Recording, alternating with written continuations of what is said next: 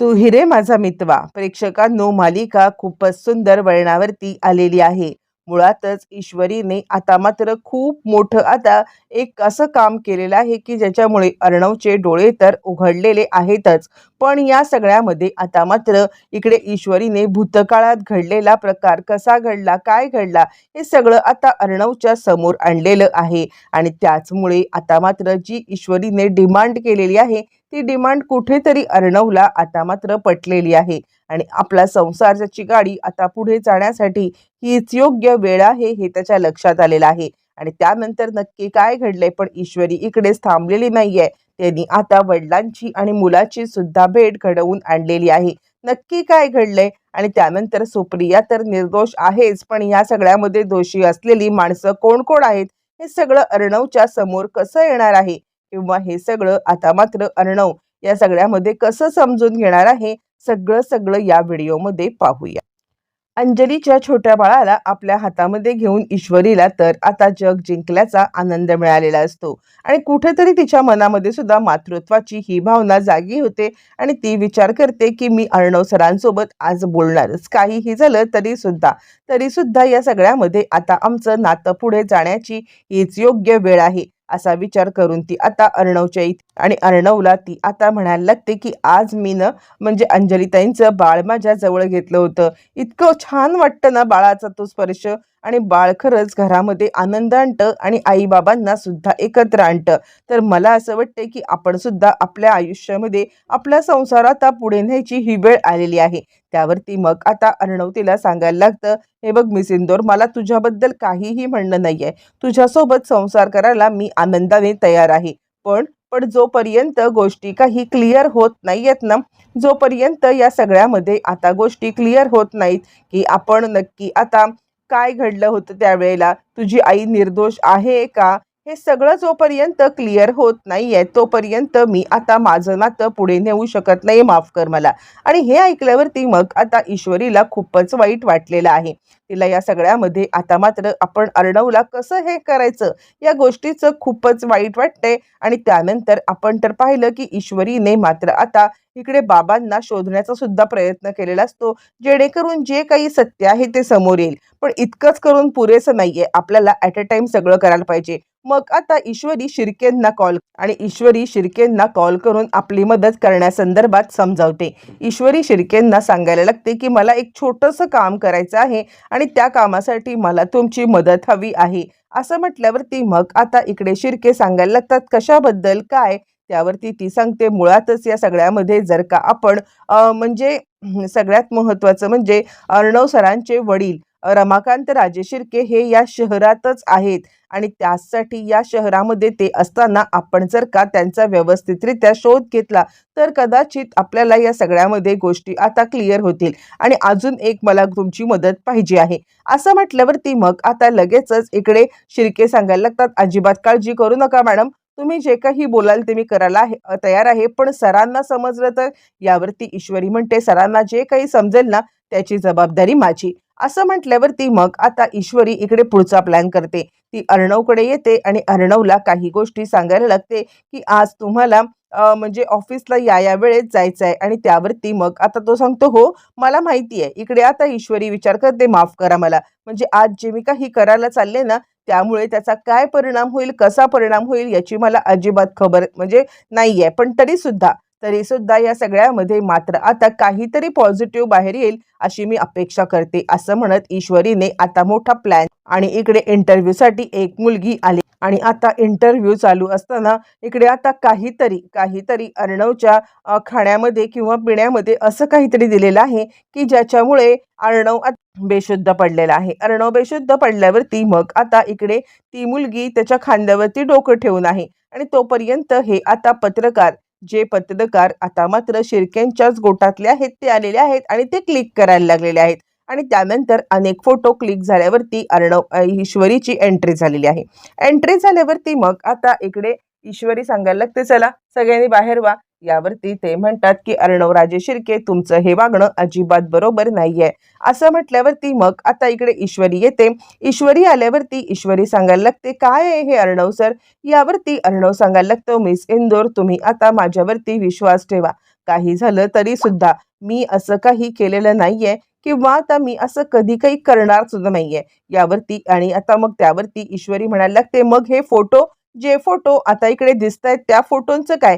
त्यावरती तो म्हणतो, "हे फोटो खोटे आहेत. हे रिक्रिएट केलेले आहेत, हे क्रिएट केलेले आहेत आणि हे सगळे म्हणजे मुद्दाम तयार केलेले फोटो आहेत." यावरती मग आता ईश्वरी सांगते, "जर का हे फोटो आता खोटे आहेत, तर सुद्धा हे सुद्धा फोटो खोटे असूच शकतात ना.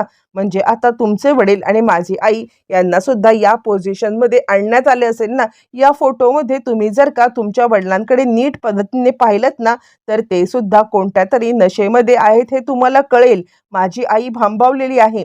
तिला काही कळत नाहीये." आणि त्याच वेळेला मग आता लगेचच त्याला कुठेतरी लक्षात आलेलं आहे की नाही, आपल्याकडून खरंच चूक झालेली आहे. आणि त्यानंतर मग आता सुप्रियाला तिकडे आता ईश्वरीने बोलवले आणि "आई सांग, त्या दिवशी नक्की काय घडलं होतं? हे अर्णव सरांच्या समोर आता नीट पद्धतीने तू मांडलंस तर बरं होईल." यावरती मग आता इकडे सांगायला लागते ती म्हणजे सुप्रिया, "हो, मी जे काही सांगते ना ते बरोबरच सांगतेय. मुळातच त्या दिवशी मला गरज होती ती म्हणजे इंटरव्ह्यूची. मला नोकरीची गरज होती आणि त्यासाठी मी इंटरव्ह्यू द्यायला आले होते. इंटरव्ह्यू द्यायला ज्या वेळेला मी आले ना, त्याच वेळेला मी गेटवरती उभी होते आणि गेटवरती एक बाई आतल्या साईडला होती. म्हणजे ती कुठेतरी ती बाई तुमच्या कंपनीतली होती किंवा आता ती तुम्हाला ओळखत होती किंवा काहीतरी या कंपनीत तिचं स्थान होतं, ही गोष्ट मात्र कन्फर्म. पण ती कोण होती हे काही मला माहीत नव्हतं. पण ती आतल्या साईडला होती आणि सिक्युरिटी गार्ड तिचं सगळं म्हणणं ऐकत होते आणि त्यामुळे मला असं वाटलं की ही बाई म्हणजे आता इथली कोणीतरी असणार आहे. आणि त्यामुळे ती मला म्हटली की "तुम्ही इंटरव्ह्यूसाठी आलात ना? एक काम करा, तुम्ही या इंटरव्ह्यूसाठी डायरेक्ट आता केबिनमध्ये जा. सर तुमची वाट पाहत आहेत." आणि म्हणूनच मी त्या केबिनमध्ये गेले आणि त्या केबिनमध्ये गेल्यावरती आज जो काही तुमच्यासोबत प्रकार घडलाय ना, सेम टू सेम तोच प्रकार माझ्यासोबत घडला होता. आणि या सगळ्यामध्ये मी जेव्हा आत गेले, त्यावेळेला तुमचे वडील सोफ्यावरती बसलेले होते आणि त्यांना चक्कर येत होती. मला काही कळायला मार्ग नाहीये. माणुसकीच्या नात्याने मी त्यांच्याजवळ गेले. माणुसकीच्या नात्याने जवळ गेल्यावरती मी त्यांना पाणी ऑफर केलं, पाणी दिलं.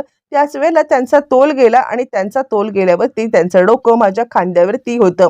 आणि त्याच वेळेला पत्रकार तिकडे आता आले आणि त्यावेळेला अर्णवला आठवतं की आत्ता तर आपल्यासोबत सगळं हेच घडलं होतं आणि आपण या सगळ्यामध्ये विचार केला तर या जे काही सांगतायत ते आता 100% खरं आहे. आणि कुठेतरी या सगळ्यामध्ये आता मात्र ईश्वरी सांगायला लागते, "अर्णव सर, एकाच बाजूने विचार करून आपल्याला हे सगळं चालणार नाहीये.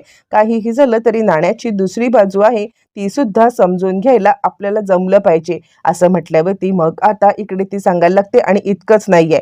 आज तुम्हाला जर का अजून सत्य जाणून घ्यायचं असेल ना, तर तुम्हाला माझ्यासोबत यायला लागेल. आई तू सुद्धा चल. कारण आता मला एका पुजाऱ्यांचा फोन आलाय. ज्या सत्याचा शोध मी घेते आहे ना, ते सत्य माझ्यापर्यंत पोहोचलेलं आहे आणि ते तुम्ही सुद्धा समजून घ्यावं असं मला वाटतंय आणि त्याचमुळे माझ्यासोबत आत्ताच्या आत्ता तुम्ही चला." असं म्हणत ईश्वरी आता मात्र अर्णवचा हात धरते आणि अर्णवला आपल्यासोबत घेऊन जायला निघते. ज्या वेळेला ती आता अर्णवला आपल्यासोबत घेऊन जायला निघते आणि तोच आता मात्र ईश्वरीला त्यांच्या बाबांचा पत्ता लागलेला असतो. म्हणजे ज्या पुजाऱ्यांना तिने आपला नंबर दिलेला असतो, त्याच पुजाऱ्यांनी आता मात्र इकडे तिला बाबांचा पत्ता सांगितलेला आहे आणि ते सापडलेले आहेत. आणि ईश्वरी अर्णवला घेऊन आलेली आहे. ज्या वेळेला ईश्वरी अर्णवला घेऊन तिकडे आलेली आहे आणि त्याच वेळेला आता मात्र अर्णवला ईश्वरीने समोर उभं केलेलं आहे आणि त्यावेळेला ती आता सांगते की "जे काही घडलंय ना, ते खरं खरं सांगा. ज्या सगळ्यामुळे आमच्या आता म्हणजे अर्णव बाजूला आहे, तो बाबांच्या बॅक साईडला आहे. त्याला आता बाबांना तो दिसत नाहीये, पण अर्णवला सगळं दिसतंय." आणि ईश्वरी म्हणते, "त्यावेळेला काय झालं होतं यावरती अनेक आयुष्य अवलंबून आहेत." यावरती आता इकडे ते म्हणतात, "तू कोण आहेस?" ईश्वरी सगळी गोष्ट सांगायला लागते आणि ईश्वरी सांगायला लागते, "मी तीच अभागी मुलगी आहे, ज्या मुलीच्या आईला तुमच्यासोबत आता मात्र पत्रकारांनी रंगेहात पकडलं होतं.